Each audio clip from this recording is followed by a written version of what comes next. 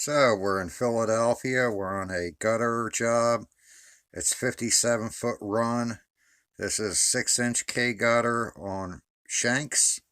When I do a gutter on shanks, I set one bracket on the high side. I set one bracket on the extreme low side, which is the drain or outlet.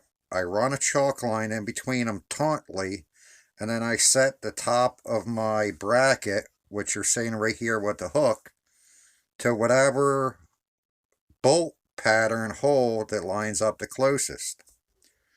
Now, with this particular roof, what we're running into is the roofing doesn't overpass the shank or into the gutter enough. So what we're going to have to do is make a piece of metal. I believe it's called a gutter apron.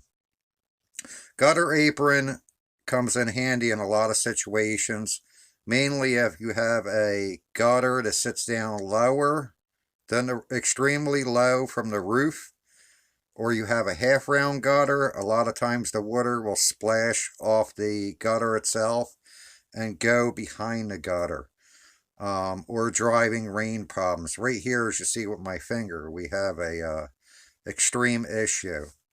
They installed these new shanks for us, and they should have put them on first, then the drip edge, and then extended the shingle out 1.5 to 2 inches. I like to use the darker color outward.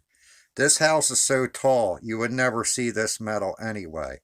But if you ever see it, brown, black, gray, it blends in and it deceives the eye. Have a good one.